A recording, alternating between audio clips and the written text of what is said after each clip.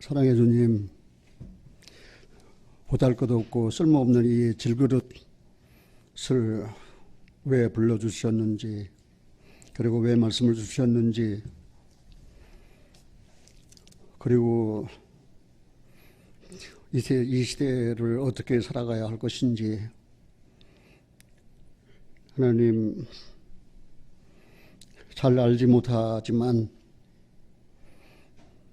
하나님께서 당신의 말씀을 선포하기 위해서 질그릇 같은 나를 부르시고 성령을 주셔서 내 안에서 주님이 살아계시고, 내가 말하는 것보다 주님이 친히 말씀하시고, 내가 사는 것보다 주님이 친히 사시고, 이렇게 함께 하신 은혜를 생각할 때에 이 은혜를 무엇으로 보답해야 할지 하나님 모르겠습니다. 오직 이 생명 다하는 그날까지 내게 주신 그 말씀, 그 생명의 말씀을 전하고 밝히며 한 영혼이라도 주님께 돌아오게 하고, 돌아온 영혼은 그리스도 예수 안에서 온전히 하나님을 섬기고 그리스도의 장성한 위치까지 자라가게 하는 것이 하나님의 소원이요, 하나님의 뜻이요, 또 내가 바라는 소원입니다. 사랑하는 내 교회 모든 형제 자매들이 그리스도 예수 안에서 신앙이 무럭무럭 성장하여 이제는 누구에게 가르침을 받는 것보다도 성령의 인도하심 따라 열매 맺는 그런 귀한 당신의 아들, 딸로 하나님 끝까지 보존하여 주시고 은혜를 주시옵소서. 우리 주 예수 그리스도 이름으로 기도하옵나이다. 아멘.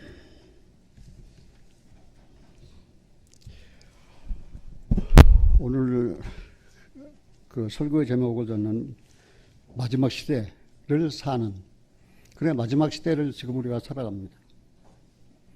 신앙 생활의 정도, 우리 아내가, 우리 아버지가 내 이름을 지을 때 바를 정자를 지어주어가지고 내가 바르게 살지 아니하면은 한순간도 편치 못하게 우리 아버지가 나를 그렇게 이름을 주었다고 하는 바를 정자, 길도자, 그래 정도, 신앙생활의 정도. 정도란 말은 옳은 길입니다. 신앙생활의 옳은 길. 우리는 어차피 세상에 태어났으니까 살아야 합니다. 날생자, 그래서 사는 것입니다. 그래서 가정에서 살면 가정생활, 또 직장에서 살면 직장의 생활, 사회에서 사니까 사회생활, 그리고 또 우리는 경제생활을 빼놓을 수 없습니다. 그 가운데 우리는 이 못난 질그릇 같은 우리들을 거듭나게 하셔서 하나님의 형상 이루게 하시고, 또 하나님을 의지하고 하나님을 섬기며 살게 하셨으니까 생활을 하는데 그게 신앙생활입니다. 그런데 신앙생활의 정도를 모르면 하나님은 기뻐하시지 않는다는 사실입니다. 저는 주일날이면은, 내가 설교할 때면은 배가 부르면은 설교를 하기 힘들어요. 숨이 차니까. 그래서 밥을 안 먹기로 했습니다. 그래서 내가 설교하는 날은 밥을 안 먹습니다.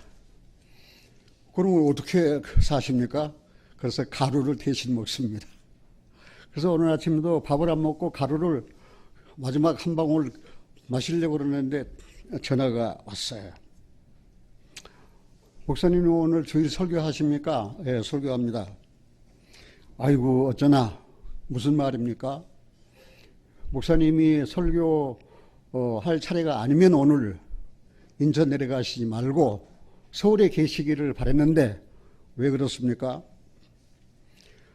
내가 최근에 중국 사람, 그거를 뭐라고 합니까? 조선족을 만났는데 어떻게 이야기하다 보니까 신앙 이야기가 나오고 신앙 이야기를 하는데 너무 사모하더라 이거예요. 그 마음이 너무너무 사모하고 하나님 말씀을 그리워하고 그러면서 묻는 게 왜 많은 한국 교회는 말 어디 가면 뭐 셜라 방언을 해야 된다 그러고 어디 가면 뭐 귀신을 쫓아내야 된다 그러고 왜 이렇게 구구절절 이상한 말만 합니까? 그러니까 그 점의 생각에 목사님에게 인도해서 정확한 생명의 말씀을 들려주고 싶은 그런 간절한 마음이 있었다는 거예요. 그러면서 어쩌나 인천으로 모시고 갈 수도 없고 저녁 시간은 어떠냐고. 나는 내 마음대로 사는 사람이 아니기 때문에 저녁 시간도 나는 뭐 약속할 수가 없습니다. 거짓말하는 자는 적그리스도에 속한 것입니다. 내 생활에 우리 생활에 거짓이 있다면 그는 하나님을 기쁘시게 하는 것이 아니고 적그리스도를 기쁘시게 하는 거예요. 왜? 거짓은 적그리스도가 한 말이기 때문에.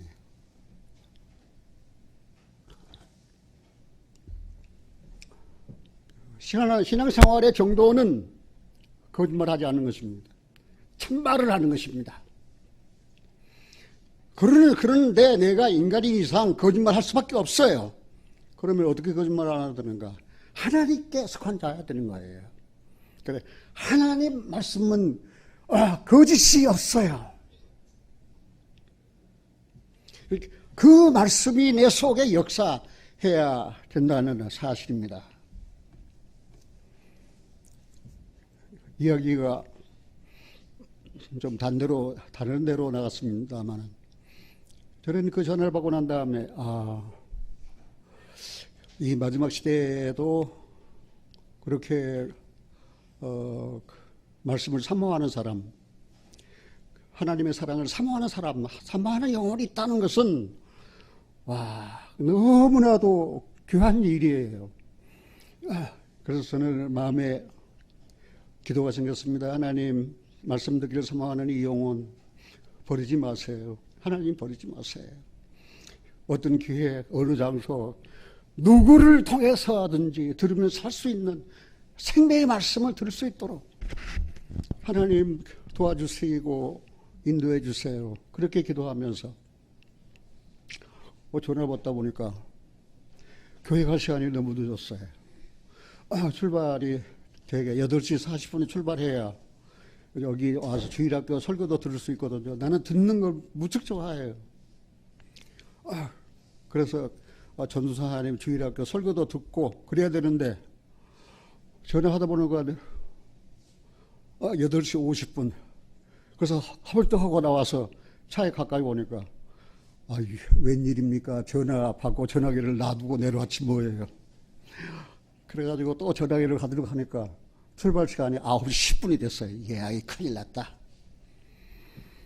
그래서 이제 마지막 전도사님이 자 우리 함께 기도합시다 하고 끝날 때쯤이면 도착할 것 같아요. 그거라도 어디냐? 기도 한마디라도 가서 듣자.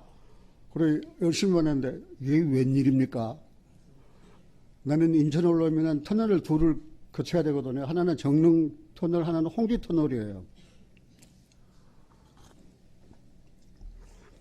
정릉 터널을 딱 들어서는데 차가 가지를 않는 거예요. 마음은 바빠서 콩당콩당하고 말입니다. 예배 시간 안 지키는 사람은 난 미워해요.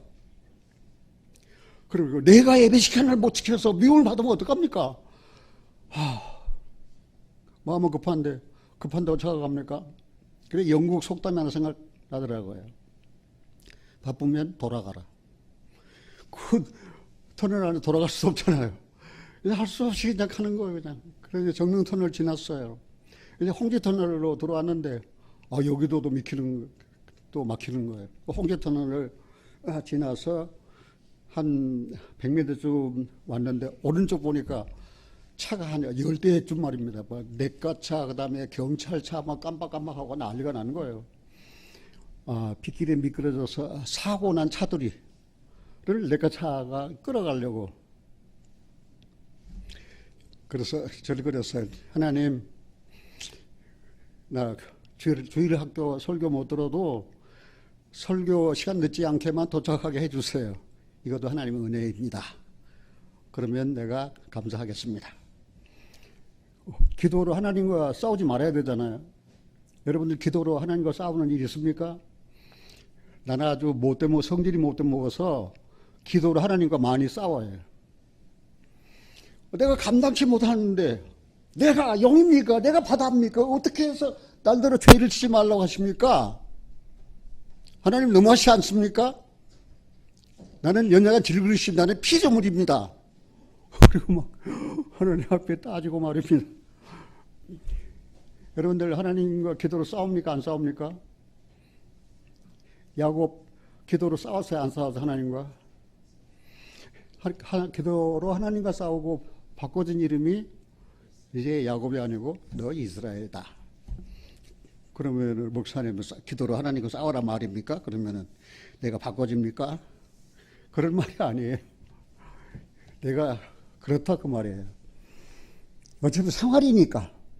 신앙도 생활이니까.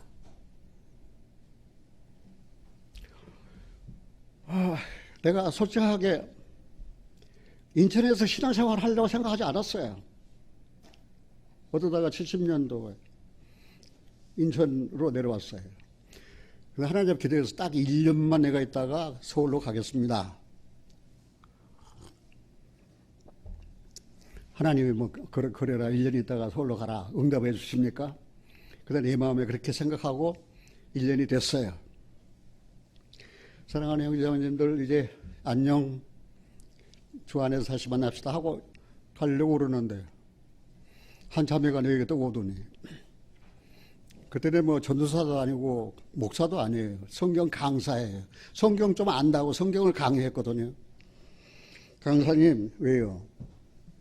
다른 교회도 다 목사가 있습니다. 그리고 우리 목사님이 되어주세요.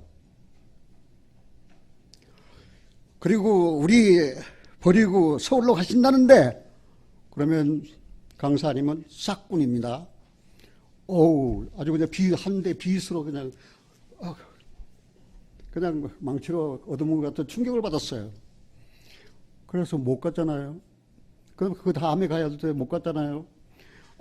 그 다음에도 못 가고 얼마 동안 못 간 줄 아십니까? 50년 가까이 못 가고 내가 인천에 지금 있지 않습니까?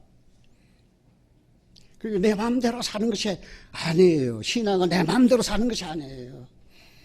주님 마음대로 사는, 주님의 뜻대로 사는 거예요. 주님의 뜻대로. 예수님 십자가 지기를 원하지 않았어요. 이 십자가 이 잔대에게서 옮겨달라고 했어요. 그러나 뭘 했습니까? 내 뜻대로 말고 아버지 뜻대로. 하나님의 뜻은 무엇입니까? 예수님 십자가에 안 죽는 것이 하나님 뜻이 아니에요. 십자가에 죽으시는 것이 하나님 뜻이에요. 그 일을 위해서 예수님을 세상에 보내신 거예요. 그래서 그 예수님이 친히 나무에 달려 그 몸으로 우리의 죄를 담당하신 것입니다. 그래서 우리는 그 은혜를 믿음으로 구원함을 받은 것입니다. 오늘 데살로니가 전서 데살로니가에 있는 말씀을 본문으로 선택한 것은 우리가 매일매일 성경 있잖아요. 구약 몇 장 읽어라, 신약 몇 장 읽어라. 그래서 구약 몇 장 읽고 신약 몇 장 읽었네. 데살로니가 4장을 읽는 날이 됐어요. 그날이 어느 날인가 됐어요. 근데 이게 딱 보니까 정말로 형제들아. 그 말씀이 비수같이 내 마음에 꽂히는 거예요. 정말로. 영어로 하면 final. 형제들아 하면서 명령 같은 말씀을 주신 거예요. 그래서 이 정말 그냥 정말로 하면은 좀 마음이 석연치 않으니까 그냥 정말을 우리말로 바꿔서 마지막 시대로 바꿨습니다. 종말이라 마지막 시대나 마찬가지 아닙니까? 그런데 사도 바울이 이 종말, 이 종말의 시기를 언제를 가르쳐 종말을 하는가? 이 데살로니가서를 그 서신서를 끝낼 때를 종말로 하는가? 아니면 이제 인류의 종말을 이 종말을 하는가? 그래서 종말론적 신앙생활의 교훈, 그런 말이 막 내 마음에 떠올랐어요. 그러면서 왜 데살로니가서를 읽어야 되느냐? 내가 왜 데살로니가서를 지금 읽고 있느냐? 그런 성령님의 질문이 내게 왔어요. 지난번 우리는 예수님 재림에 대해서 교회 공부할 때 공부했어요. 그때 나하고 같이 공부한 구역 식구들은 1장부터 5장까지 데살로니가 전서, 거기 계속 주의 강림 재림에 대한 언급이 있어요. 그래서 주님의 재림을 알려면은 이 데살로니가서를 읽어야 된다는 사실입니다. 그래서 이 데살로니가 교회는 재림을 고대하는 그런 교회입니다. 이 데살로니가는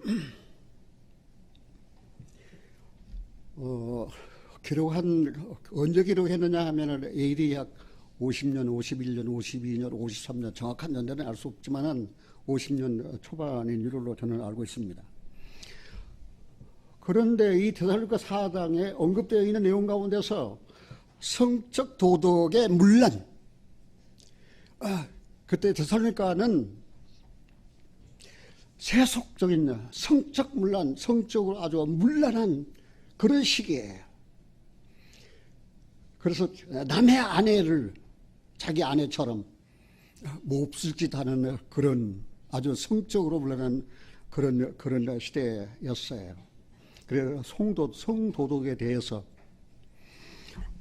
사랑하는 주안이는 형제들아, 이 마지막 시대를 사는 너희들 성도덕에 주의해라. 그런 내용.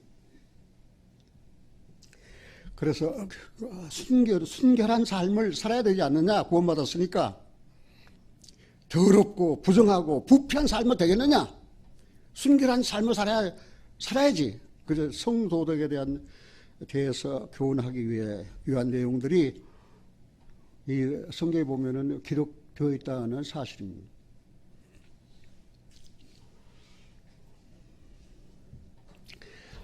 그런 세속적인 문화 속에서도 너희들이 그리스도인이 되었으니까 거룩하게 살아라.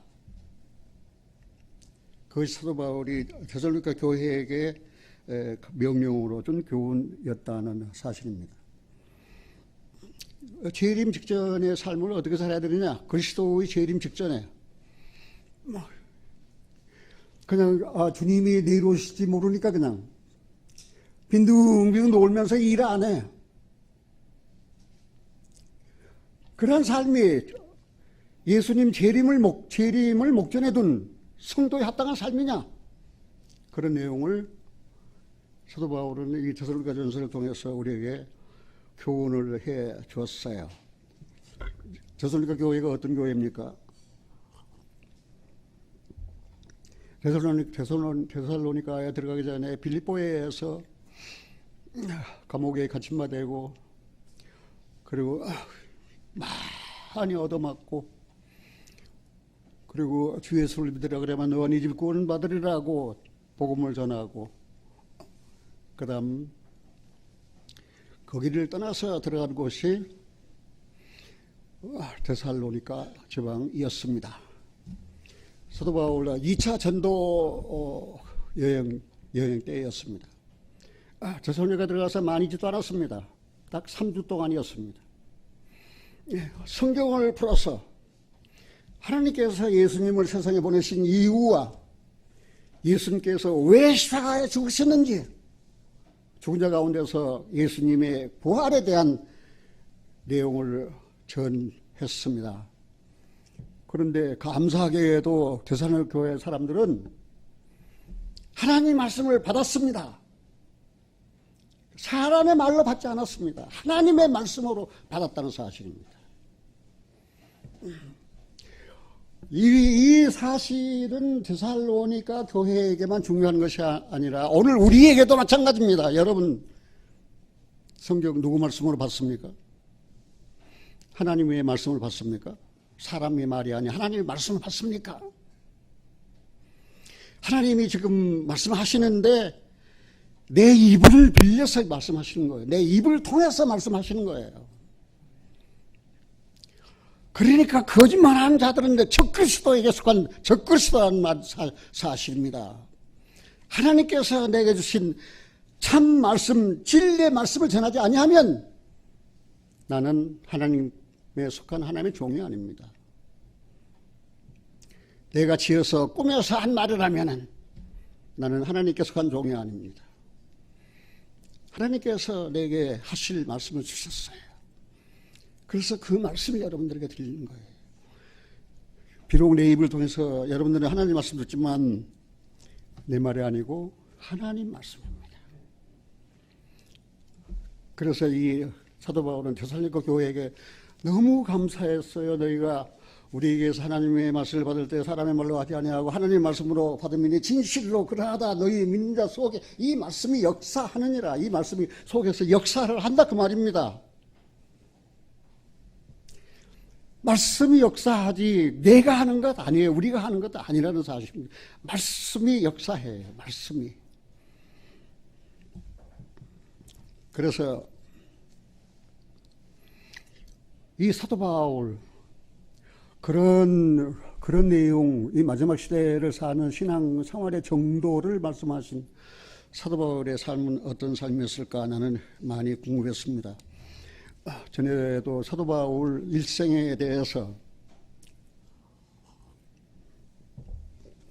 학교 다닐 때 내게 성경 저자들 인물에 대한 내용을 평가하라고 숙제를 내주어서 여러 페이지에 걸쳐서 사도 바울의 일생에 대해서 공부하고 연구한 그런 적이 있습니다. 그러나 그거 다 버리고 다 내려놔 버리고 지금 이 데살로니가를 기록한 이 사도 바울은 어떤 사람인가? 우리가 하나 그동안에 알고 있던 그 내용을 바꿀 내용이 있어요. 이 데살로니가 저자가 바울인데 바울은 두 이름을 사용했습니다. 하나는 사울입니다. 그리고 하나는 바울입니다. 사울의 이름은 유대인식 이름입니다. 그리고 바울이라는 이름은 로마식 이름입니다. 사도 바울은 히브리인입니다. 그리고 베냐민 지파입니다. 그리고 유대인입니다. 그래서 유대인식 이름으로 사울이라고 그랬어요. 근데 그동안에 우리가 알고 있던 거 또 일반 보편적인 주장이 사울은 예수 믿기 전에 크다. 나는 큰 자다. 나는 태양과 같은 자다. 그래서 사울이었는데 그가 예수를 만나서 회개하고 개심한 다음에는 나는 적은 자다. 그리고 겸손히 자기를 낮추려고 바울이다. 그렇게 이름을 개명을 했다는 거예요. 저도 그냥 한동안에 그 말이 홀딱 빠져가지고 말입니다. 그렇게 믿었거든요. 바울이 개종하기 전에는 사울 큰 자였는데 교만하게 사울의 초대왕이 이스라엘 초대왕이 사울이었거든요. 그 사울 왕이 베냐민 지파예요. 그런데 그렇게 불순종의 표본이에요. 그 하나님께 버림을 받은 사람이에요. 그래서 나는 사울이라는 이름이 굉장히 기분이 나빠요. 근데 이 바울은 왜 사울이라고 이름을 썼을까? 사울도 보니까 신약 사도 바울도 베냐민 지파예요. 그에 대한 내용은 내가 자세히 이해할 수 없고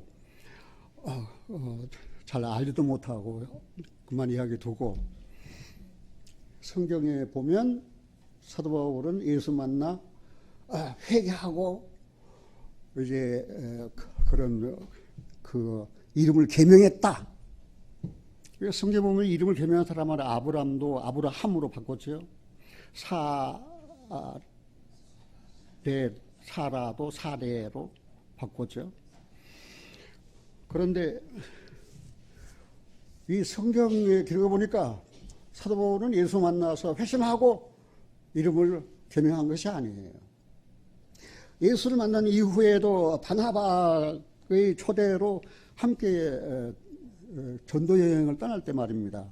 바울의 이름으로 떠나지 않아서 사울의 이름으로 떠났어요. 좀 이야기가 다른 데 나가지만 찾아보고 가겠습니다. 우리가 이건 알아야 될 것이 중요하기 때문에. 사도행전 13장입니다.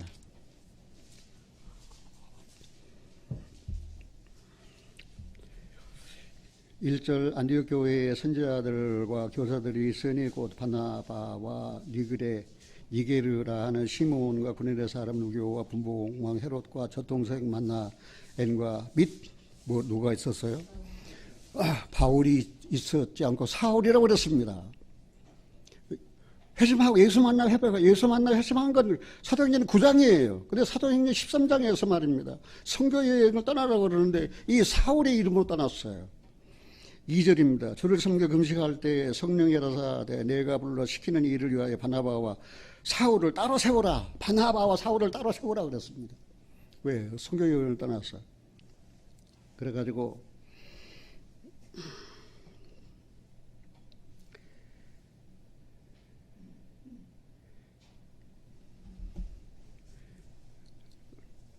어디까지 읽었어요? 2절, 3절 같이 한번 읽어봅시다. 예. 그 두 사람은 누구였어요? 그러니까 바나바와 바울입니까? 아니면 사울입니까? 그러면은 회심하고 그 개명해서 바울이 됐다면 말입니다. 바울과 바나바여야 되는데 왜 사울이라고 했을까요? 9절 한번 보겠습니다. 같이 한번 봅시다. 바울이라고 하는 사울이 성령에 충만하여 그를 주목하고 바울이라고 하는 사울이 그러니까 바울에게는 이름이 몇 개 지었어요? 두 가지 이름이 있었어요. 사울인데 그는 유대인식 이름이에요. 그리고 또 하나 이름은 뭐예요? 바울인데 이거는 로마식 이름이에요. 사도 바울은 길리기아 다소 출신입니다. 길리기아 다소는 지금 말하면 터키입니다. 그리고 로마의 시민권자입니다. 그러니까 로마식 이름을 갖고 있는 게 당연하죠. 그런데 유대인이요, 히브리인이요, 베냐민 지파니까 유대식 이름 사울을 가지고 있는 것도 당연하죠. 이제 어디 가서 사울은 큰 자다, 개명가 난 다음에 바울로 바꿨다, 그 말 사용하지 마세요. 그 잘못될 수 있습니다. 근데 우리는 그렇게 믿고 그렇게 또 우리가 알고 그렇게 또 가르쳐 왔다는 사실입니다.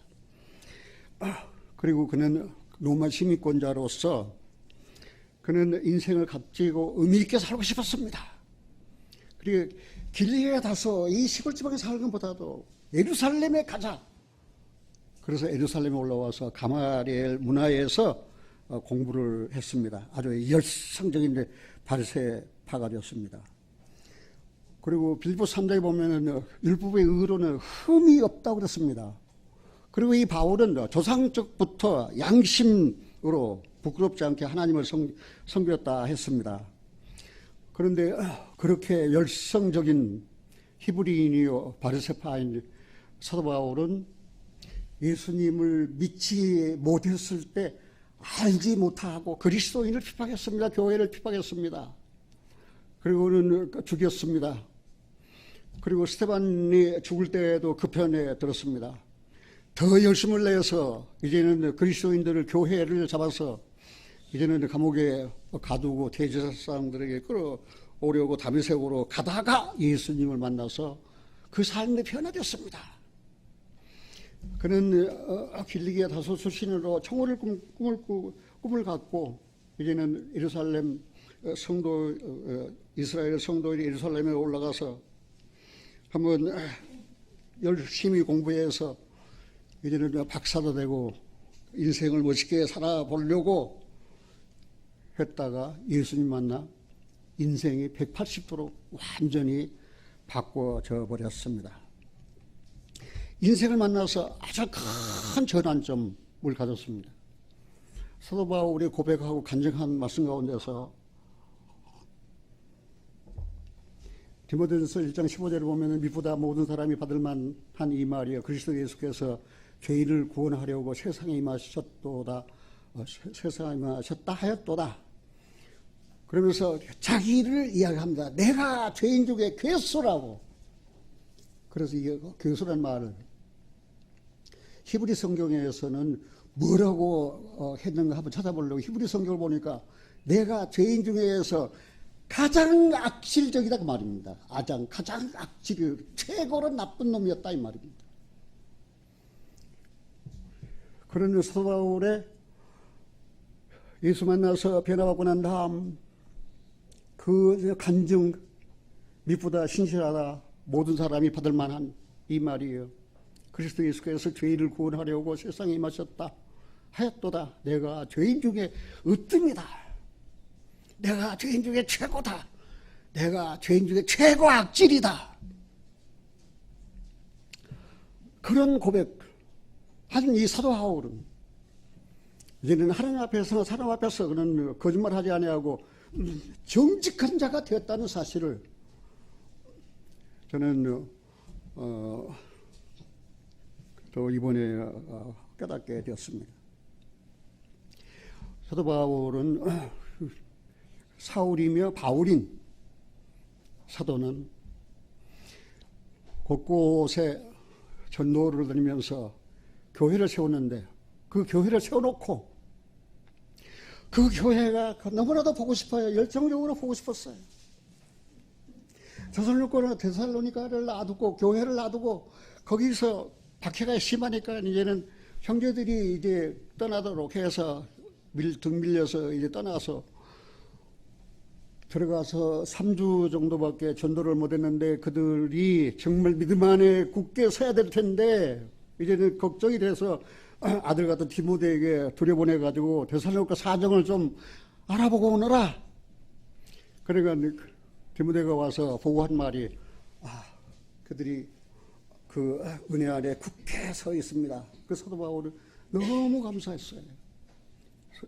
그리고 사도 바울은 그 데살로니가 교회가 말입니다.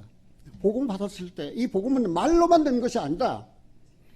성령, 능력, 큰 확신으로 된 것이다. 그런데 그렇게 그 교회 식구들이 자라가고 성장해 가고 있는 모습을 볼 때 너무나도 기쁘고 너무나도 감사해서 마지막 시대를 사는 성도들, 그리스도인들이라면 어떻게 살아야 되는가 하는 사실을 좀 깨닫게 주고 싶었습니다. 그래서 신약 성경 27권이지만 사도 바울에 의해서 기록된 성경의 13권입니다. 그 많은 분량의 성경.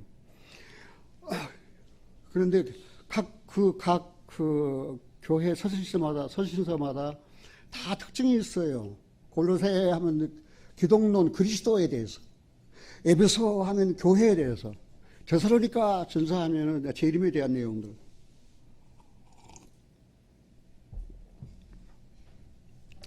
로마서 하면 신앙의 뼈대를 이루는 믿음의 교리에 대한 그런 내용들. 13권이나 되는 이 서신서를 기록할 때 말입니다. 그 마음은 어떻을까? 내가 조금만 말씀 하나만 바꿔도 말입니다. 마음이 그냥 막 흥분해가지고 감당을 못하는데 말입니다.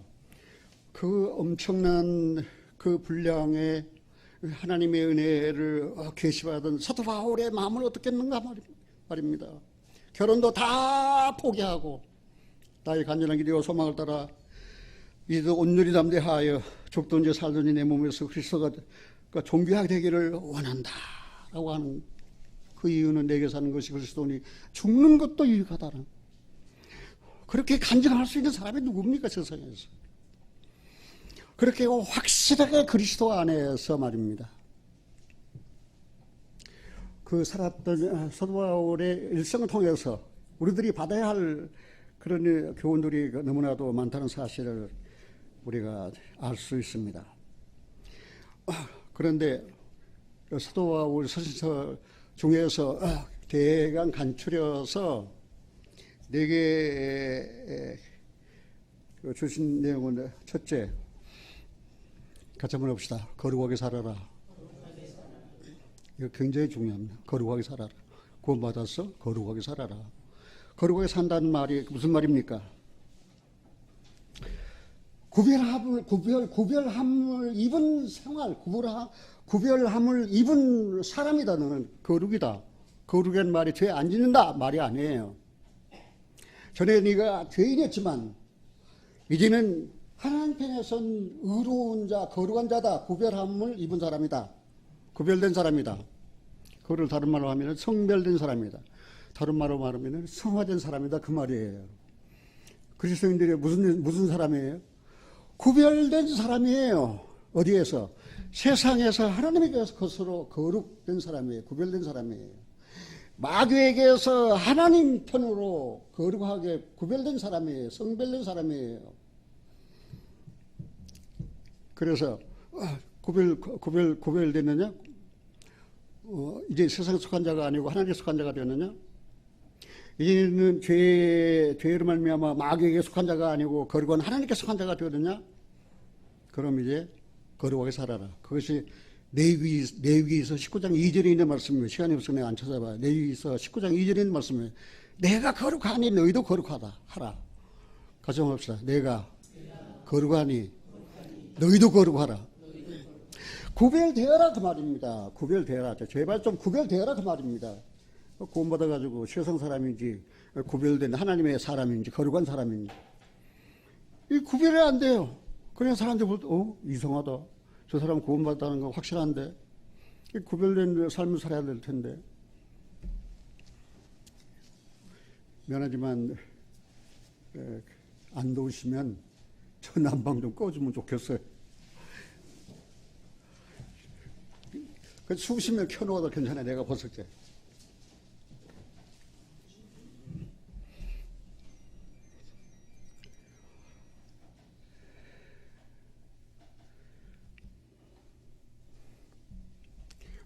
두 번째, 성령은 우리 안에 그리스도 형상을 이루시려고 역사하신다. 성령은 어디서 역사해요?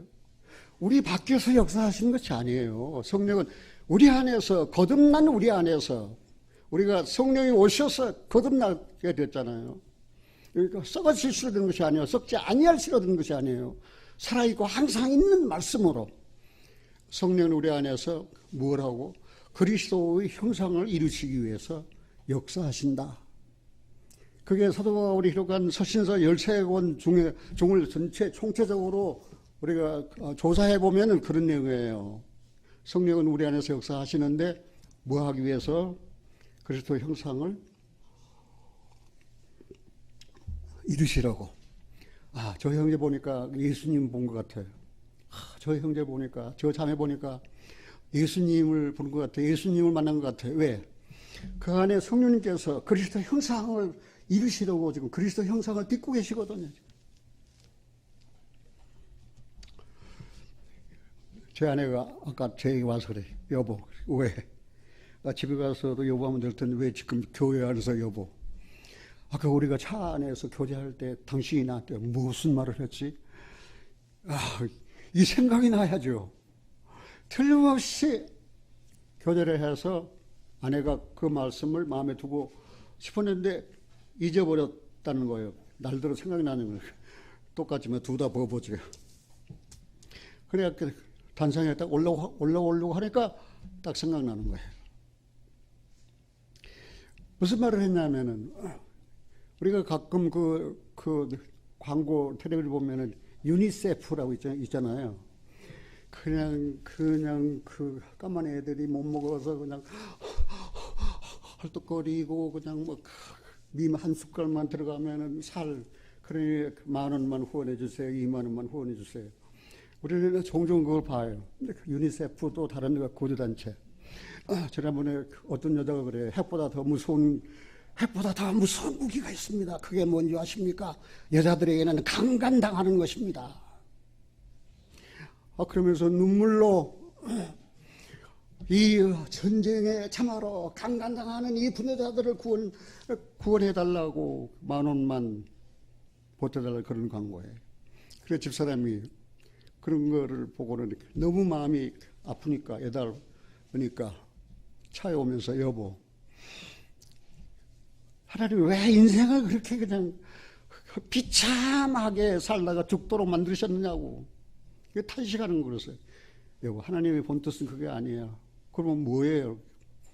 하나님은 사람을 누구 형상대로?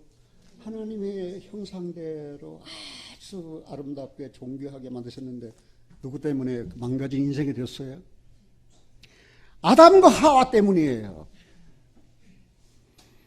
그들이 죄를 지었어. 이걸 원죄라 그래요. 그래서 전부 다 인생이 다 망가져 버렸어요. 그 심령은 하나님을 떠난 자가 되었어요. 홍수 심판을 초래했어요. 이 세상의 마지막 시대까지 하나님의 진노의 재앙과 저주는 계속 퍼부어질 것입니다. 처처에 기근과 지진이 있을 것입니다. 재난이 있을 것입니다. 굶주림이 있을 것입니다. 정말 살고 싶지 않아요. 그래서 하나님께서 천년왕국 에덴 동산 그 에덴 동산의 그 영화, 그 아름다움을 상실해 버렸는데 아담과 하와의 범죄로 말미암아 하나님께서 천년왕국 회복하셔서 자, 너희 조상 아담과 하와가 범죄하지 않았다면 이렇게 인간의 수명이 나무 수완 같아요. 아주 천년의 갑절을 살아요. 그렇게 영화롭게 회복시켜 주신다는 사실입니다. 사랑하신 여러분들이요, 우리는 말입니다, 죄로 말미암아 전부 다 인간들이 망가져 버렸어, 다들. 그래서 나도 망가진 인생을 살았거든요. 망가진 인생을 사는 것뿐만 아니에요. 내가 태어난 날을 저주하고 원망해서 왜 내가 세상에 태어났을까? 내가 엄마의 젖을 빨지 않았다면 내 아내도 그런 욥기에 있는 그런 내용을 보고 탄식하면서 사는 생활이, 사는 삶이 너무나 힘드는 거를. 그러나 조금만 기다려요. 잠시 잠깐 후면 오실 분이 오셔서 우리를 회복시켜주세요. 지금은 성령이 오셔서 우리의 영혼, 죄함으로 죽은 우리의 영혼을 살려주셨어요. 이제는 그 성령이 우리 안에서 역사하면서 그리스도의 형상을 이루는 거예요. 거짓말하지 마라. 이는 마귀가 하는 거다. 도둑질하지 마라. 이것도 마귀가 하는 거다. 탐내지 말라, 시기하지 말라, 이것도 다 마귀가 하는 거다. 그래서 그 망가진 그 에덴 동산, 그 아담과 하와에게 하나님은 새로운 약속을 하셨는데 그게 여인의 후손에 대한 약속이에요. 예수님이 여인의 후손입니다. 동정녀에게서 나셨습니다. 하나님의 언약은 성취되었습니다. 이제는 주님의 재림하셔서 이제 망가진 우리의 인생을 완전히 회복시키실 것입니다. 오늘 여기 보니까 호박 속에 담겨있는 보배, 호박 속에 담겨있는 보배가 호박 속에 담겨 있어요. 호박이 어때요? 보배를 담을 만한 그릇입니까? 호박이? 근데 호박 속에 보배가 담겨 있다는 거예요. 시간이 없으니까 내가 다 안 읽어요. 그냥 여러분들이 이제는 이 타이틀을 놓고 한번 읽어보세요. 호박 속에 담긴 보배. 그래서 사도 바울은 고린도후서 4장 통해서 이 보배, 이 빛난 보배, 이 보배가 누굽니까? 예수 그리스도예요.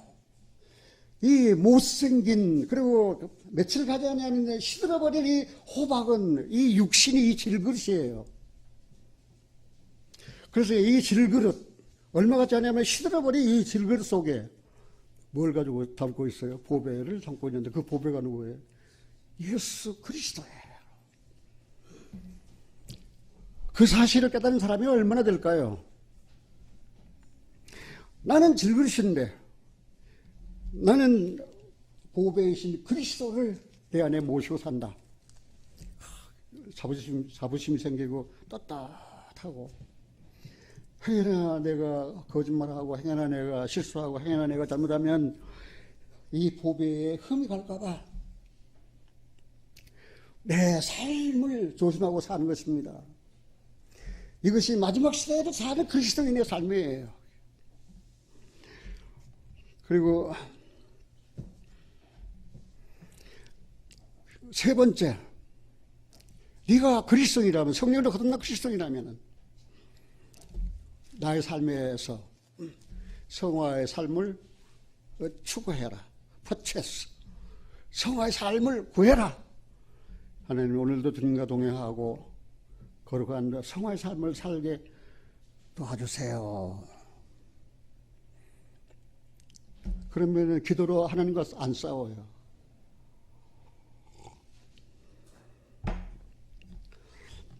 내가 사도 바울이 기록한 13권의 서신서를 통해서 발견한 것은 그 세 가지예요. 물론 더 많이 있지만 중요한 거 세 가지예요.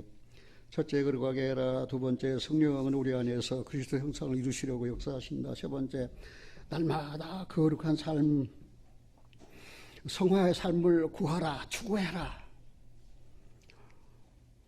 자, 이제 본론으로 한번 돌아가 보겠습니다. 그래서 사도 바울이 이 데살로니가 교회에게 기록해서 남겨준 이 서신, 이 편지가 말입니다. 얼마나 귀중한지 몰라요. 이 마지막 시대에도 사는 우리들에게. 1절입니다. 정말로 마지막으로 그 말입니다. 나는 여기 정말로를 데살로니가서를 끝낼 때 이제 그 쓰는 말로 정말로가 아니고 이제는 정말로, 정말 마지막 때를 사는 이 시대. 왜? 그리스도의 재림을 고대하는 교회가 데살로니가 교회였으니까. 형제들아, 이거 이방인이 한 말이 아니에요. 형제는 거듭난 그리스도인이에요. 우리가 주 예수 안에서 너에게 구하고 고민하노니 너희가 마땅히 어떻게 행하며 하나님께 기쁘시게 할 것을 우리에게 받았으니 곧 우리에게 행하는 바라. 더욱 많이 힘써라. 어떻게 하나님을 기쁘시게 할 것을 우리에게 받았지 않느냐? 그러니까 이제 뭐라고 그래요? 많이 행하라. 이제 받으라가 아니에요. 받았으니 말입니다. 그럼 사랑하는 형제님들, 여러분들은 하나님을 기쁘시게 할 것을 받았습니까? 그러면 많이 힘쓰라 그 말입니다. 많이 힘쓰라. 거기를 잡으시고 로마서 12장을 한번 찾아보겠습니다. 잠깐. 로마서 12장 1절입니다. 같이 읽겠습니다. 그러므로 형제들아, 내가 하나님의 모든 자비하심으로 너희를 권하노니 너희 몸을 하나님이 기뻐하시는 거룩한 산제사로 드리라. 이는 너희들의 영적 예배니라. 드리라. 산제사로 드리라. 살았으니까 드리라 그 말입니다. 그런데 그거는 이렇게 받아가지고 드리지는 않아요. 이게 문제가 되잖아요. 나는 우리 자녀들에게서 받거든요. 때로는 돈도 받고 때로는 사랑도 받고 받거든요. 그러면 나도 줘야 되잖아요. 내가 하나님께 받았잖아요. 이 은혜 받았잖아요. 이제는 우리 차례에 드리는 거예요. 뭐예요? 산제사를 드리라 그 말입니다. 너희 몸을 하나님 기뻐하시는 거룩한 산제사로 드리라 그 말입니다. 세상에서 하나님의 것으로 구별된 성도답게 거룩한 삶으로 하나님의 이름을 빛내라 그 말입니다. 그 다음에 2절 보겠습니다. 너희는 같이 읽겠습니다. 너희는 이 세대를 본받지 말고 오직 마음을 새롭게 함으로 변화를 받아 하나님이 선하시고 기뻐하시고 온전한 뜻이 무엇인지 분별하도록 하라. 예, 새롭게 함. 새롭게 되려고 애쓰십니까? 새롭게 함을 받았습니까? 전에는 죄인이었다가 이제는 의인이 됐잖아요. 새롭게 됐잖아요. 전에는 세상에 속했다가 이제는 하나님께 속한 자로 구별됐잖아요. 새롭게 됐잖아요. 그냥 기도하자. 새롭게 해주세요. 새롭게 해주시옵소서. 그러면 새롭게 됩니까? 백날 천날 그렇게 새롭게 해달라고 기도해봐서 되는가? 이미 주님께서 해주셨어요. 누구든지 그리스도 안에 있으면 새로운 피조물이에요. 이제는 그것을 지나갔으니 보라 새것이 되었어요. 이제는. 그러면 옛날 헌것 걸레같이 살았던 삶이라면은 이제는 새롭게 됐으니까 의와 진리의 거룩함으로 하나님을 기쁘시게 하는 삶을 살아야 되지 않느냐 그 말입니다. 받았으니까 그 다음 뭐라고 그랬어요? 많이 행하라고 했습니다. 여기 사도 바울이 임박한 종말에 대한 사도 바울의 종말관에 대해서 우리가 알 수 있어요. 이제 받았으니까 어떻게 하라고요? 받았으니까 그냥 인색하게 그냥 떼먹어 버리지. 받았으니까. 우리 사람은 누구에게서 친구에게서 또 교회 형제자매에게서 뭘 받잖아요. 그러면은 그거를 드리지 못하면 그냥 안달이 나요. 그러니까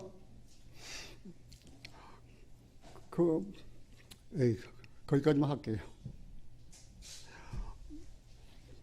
받았으니까 뭐라고 그랬어요? 쉽게 해봐요. 받았으니까 드리라. 나하고 같이 크게 한번 해봅시다. 받았으니까 드리자. 뭘 드릴래요? 마음을 새롭게 하라고 그랬잖아요. 이제는. 저는 부정적인 은사, 그러나 이제는 긍정적인 은사. 전에는 거짓말 잘했는데 이제 거짓말 안 해요. 하고 싶지가 않아요. 왜? 내 안에 주님이 기뻐 안 하시니까. 내가 거짓말을 하면 내 안에 계신 그리스도께 기뻐하십니까? 기뻐 안 해요.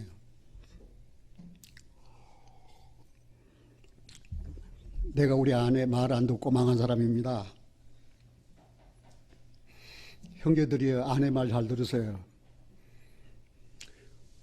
여보, 비뇨기과 꼭 가야 돼. 65세 이상 넘으면 꼭 가야 돼. 가야 돼. 1년, 2년, 3년, 4년, 5년. 계속 나에게 독촉했어요. 여보, 나는 아무 증상이 없어. 안 가도 돼. 그런데 하도 그러니까 가까운 의원에 가서 피검사 해주세요. 피검사 했어요. 큰일 났습니다. 왜 그렇습니까? 전립선 암에 해당된 수치입니다. 그래서 부랴부랴 대학병원에 가니까 아니라도 다닐까. 대추만한 전립선을 암이 다 먹어버렸어요. 그래 의사가 이거 걷어내지 않으냐면 생명이 위험합니다. 다른 장기로 이식할 수 있습니다. 다음에 올 때는 보호자를 데리고 오세요. 그래가지고 방위 동위 원소 그다음에 본 스케인 별 검사 다 해도 살릴 길이 없어요. 그래서 암 환자가 돼버렸잖아요. 아내의 말 듣고 그때 가서 했더라면 말입니다. 그것뿐만 아니라 경제 생활도 내가 아내 때문에 망쳐버린 사람입니다. 그런 사람입니다. 내가. 여보 카드 쓰지 마. 카드 쓰면 안 돼. 카드 쓰지 마. 그 아내 말을 안 듣고 내가 평생 살아오면서 몇십 년을 카드를 썼어요. 그런데 지난달에 아주 깜짝 놀랄 사건이 발생했습니다. 카드 대를 보니까 230만 원이에요. 이달 갚을 카드 대 230만 원. 자매들한테 형제들한테 갚아달라고 이 말 하는 거 아니에요. 내가 아내 말 안 듣고 경제생활 망치는 걸 지금 이야기하는 거예요.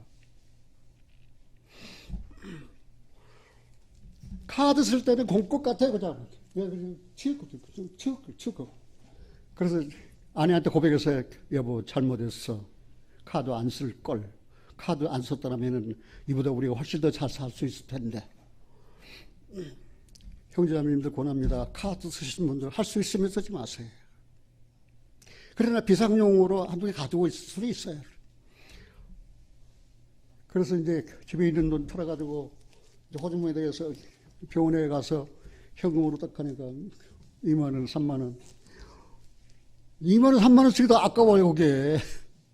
현금을 쓰니까. 그래도 나가면 기분이 좋아요. 얼마나 편한지 몰라요. 그래서 이창범 생애 1900, 지금 무슨 8년입니까? 요한일서 3장 11절입니다. 우리가 서로 사랑할 때니 이는 너희가 처음부터 들은 소식이라. 가인같이 하지 말라. 저는 악한 자에게 속하여 그 아우를 죽였으니 어쩐 용고로 죽였느냐. 자기 행위는 악하고 그 아우 행위는 의로움이니라. 형제들아, 세상이 너희를 미워하거든 이상히 여기지 말라. 우리가 형제를 사랑함으로 사망에서 옮겨 생명에 들어간 줄 알거니와 사랑치 아니하는 자는 사망에 가느니라. 그 형제를 미워하는 자마다 살인하는 자니 살인하는 자마다 영생이 그 속에 거하지 아니하는 것을 너희가 아는 바라. 너희가 아는 건 뭐였습니까?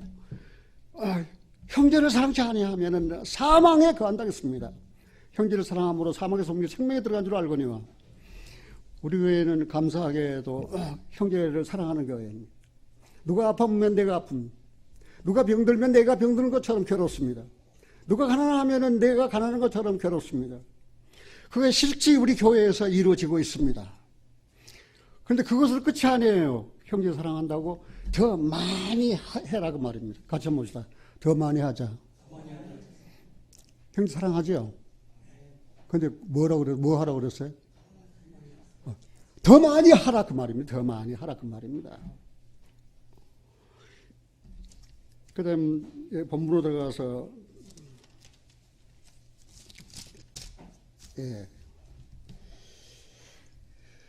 본문으로 들어가서 11절 12절 같이 읽겠습니다.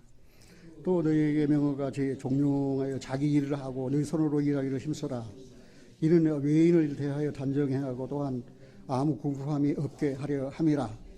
너희에게 명하같이 종용하여 일을 하고 네 손으로 일하기를 힘써라. 데살로니가후서 3장 10절에는 일하기 싫거든 뭐라고 그랬어요? 먹지도 말라. 자, 이제 우리는 한번 생각을 해봐야 돼요. 이거는 일하기를 힘쓰라고 말이에요. 일하기를 힘쓰라고 말입니다. 그런데 이 시대는 말입니다. 일하고 싶어도 일할 자리가 없어요. 일을 해서 한 달 내내 땀을 흘려서 수고 노동을 아끼지 않았는데 월급 나가려는데 월급을 안 줘요. 월급을 못 받아요. 그러면 처자식들은 어떻게 해요? 입을 봉해야 되잖아요. 지금 그런 시대예요. 지금. 일하기 싫거든 먹지도 말라고 그랬어요. 그러나 일을 하고 싶어도 일을 못해요. 나는 그래서 하나님 앞에 기도로 싸웠어요. 하나님, 우리 이영재 있잖아요. 일하려고 일자리를 찾아서 얼마나 헤맨지 아십니까? 근데 일자리가 없어요. 어떻게 해요? 그런데 하나님 말씀하셨잖아요. 일하기 싫거든 먹지 말라고 말입니다. 그럼 우리 형제는 먹지 말고 굶어 죽으란 말입니까? 이 문제가 어떻게 풀어야 됩니까? 일하고 싶어도 일할 자리가 없어요. 일을 했어요. 돈을 못 받아요. 월급을 못 받아요. 어떻게 하면 됩니까? 그러면은 교회에서 있는 형제들은 그 없는 형제 일을 하고 싶어도 일을 할 수 없는 그 형제 일은 굶는 것을 보고 가만히 있어야 됩니까? 그게 교회 짐이에요. 교회 짐. 그러나 나는 하나님 앞에 기도 하나가 늘었어요. 거룩하신 아버지 하나님, 나를 거룩하게 하셨잖아요. 내 속에 성령을 주셔서 그리스도 형상을 이루고 계시잖아요. 이제 주님, 다시 오실 주님을 바라고 소망하는 거룩한 삶을 살게 하셨잖아요. 그런데 일하기 싫거든 먹지도 말라고 그러는데 우리 교회는 너무 가난한 교회, 우리 교회는 어려운 교회. 그런데 일을 하고 싶어도 일할 자리가 없어요. 그래, 하나님께 소망을 두고 혼자 산 자매들은 교회가 책임을 져야 돼. 교회 짐이에요. 하나님, 우리 내외도 80이 늙어서 이제 교회에 짐이 되지 않을 텐데 하나님, 내 기도 들어주세요. 그리고 뭐라고 기도한 줄 아세요? 돈 많이 벌게 해주세요. 같이 한번 해봅시다. 돈 많이 벌게 해주세요. 해보세요. 돈 많이 벌게 해주세요. 잘 된 기도예요, 못 된 기도예요? 못 된 기도. 돈 많이 벌게 해주세요. 바나바에게 마가 요한 같은 교회를 사랑하는 조카가 있다면 내게도 교회를 사랑하는 조카가 있어요. 그 조카가 이 없는 교회의 재정을 맡아가지고 있어요. 그 형제를 생각할 때마다 언짢은 생각이 들어요. 어디 가다가 내 조카가 교회에 어려운 재정 일을 맡아가지고 때가 되면 아이고 목사님 그것도 한 분도 아니고 두 분이나 전도비를 드려야 되는데 이거 어떡하나. 하나님 그런 걱정 안 하게 내 조카가 맡은 이 일에 힘들고 지치지 아니하게 하나님 도와주세요. 저는 그렇게 기도해요. 그래서 아내하고 의논했어요. 이들부터 교회 한 푼이라도 더 헌금하자. 그래서 이 교회, 이 가난한 교회가 돈을 빌려가지고 전도비를 주니 그런 일이 없게.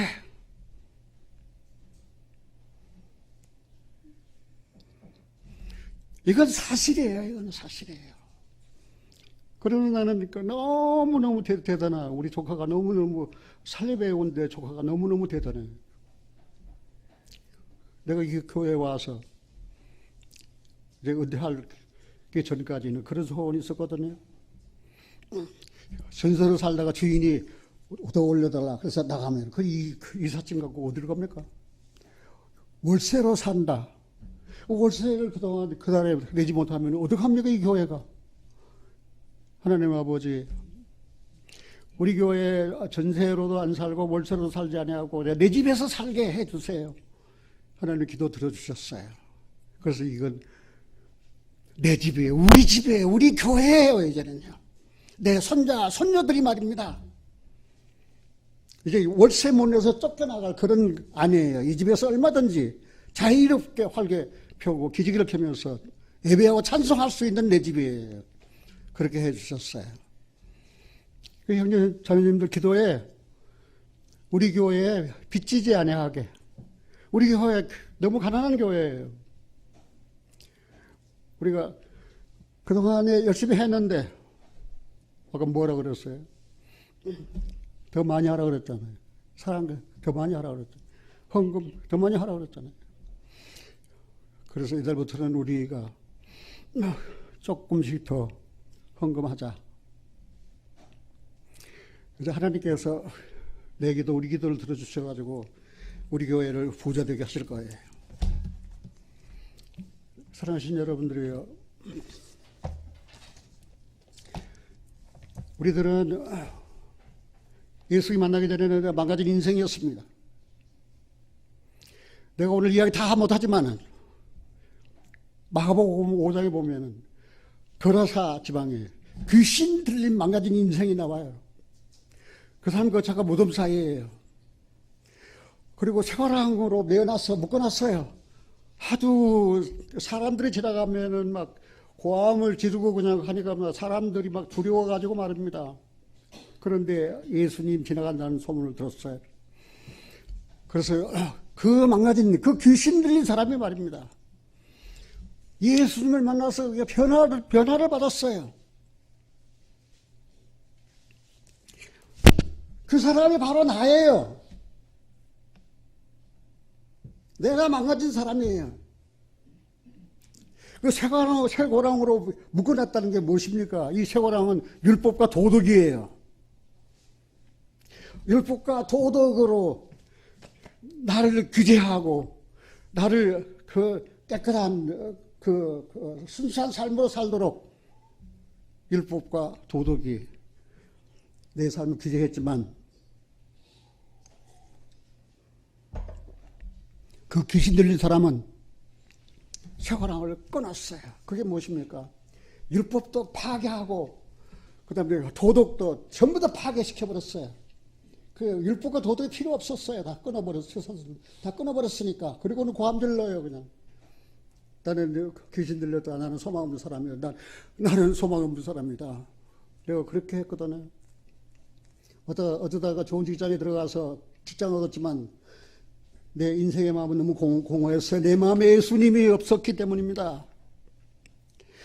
예수를 믿는다고 20년 동안 애를 썼지만 내 안에 그리스도께서 살아계시지 않았어요. 나는 율법의 의로 흠이 없이 살려고 애를 썼습니다. 일일 일선. 그리고 도덕. 내가 학교 다닐 때는 그런 운동이 있었어요. 도덕 재무장, 모랄 리알마메이션. 도덕으로 재무장.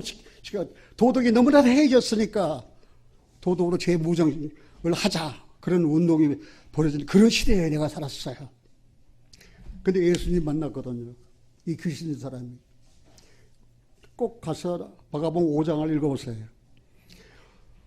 그런데 이 옷을 벗고 막 정신이 나가가지고, 근데 예수를 만나가지고 이제 옷을 입었어요. 이제 예수 그리스도로 옷 입었어요. 이제 정신이 온전히 돌아왔어요. 이제 영혼이 회복됐어요. 그 귀신 들리고 그 망가진 인생은 그 영혼이 죄와 허물로 마귀가 지배하기 때문에 그랬던 거예요. 예수를 알지 못할 때 그렇게 살다가 예수 만나서 변화됐어요. 그 마가복음 5장 18절 이하에 뭐라고 그러는지 아십니까? 예수님 함께 가게 해주세요. 내가 예수님과 함께 가겠습니다. 귀신 들린 말입니다. 그 정신병자가 말입니다. 함께 가자고 할 때 예수님이 그 정신이 온전하게 돼 예수만 정신 온전하고 난 다음에 함께 가자 할 때 예수님이 뭐라고 했습니까? 허락하지 않았어요. 아니다, 지금 아니다. 집으로 가라. 그리고 내가 네게 행한 일을 일일이 네 가족에게 고해라. 그래서 그 귀신 들린 사람이 고향에 가서 친척들에게 이야기했어요. 나는 귀신 들린 사람입니다. 내 집은 무덤 사이였습니다. 그리고 나는 내 발은 쇠고랑 채워져 있었습니다. 그리고 나는 부르짖었습니다. 그러다 예수님 만났습니다. 그리고 나는 정신이 온전하게 되었습니다. 이제 옷을 입었습니다. 예수 그리스도로 옷 입었습니다. 내가 여러분들에게 이야기합니다. 예수는 그리스도이십니다. 예수는 메시아이십니다. 예수님은 여러분들의 죄를 담당하신 분이십니다. 저를 믿으면 멸망하지 않습니다. 그렇게 거라사 지방에 살던 그 귀신 들린 사람 전도인이 되어가지고 말입니다. 외쳤습니다. 어느 날 그 보험서를 읽다가 이 자가 바로 나구나. 나다. 그래서 나는 더욱 주님 앞에 감사하지 않을 수 없었어요. 사랑하신 형제님들이에요. 성령님께서 내 안에 우리 안에 예수님 닮도록 역사하십니다. 잊지 마시고 마지막 이 시대를 사는 우리들이 이제 어떻게 살아야 되는가를 많이 이야기를 못했지만 이제 여러분들에게 마지막 시대의 신앙생활의 정도에 대해서 대강 말씀을 드렸습니다. 기도하겠습니다.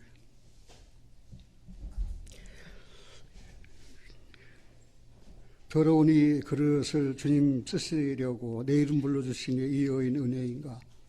되지 못하고 된 줄 알다가 쓰러진 이 몸은 빈손 들고 십자가 앞에 무릎을 꿇었사오니 내 주님 이 마음에 자정하여 주소서.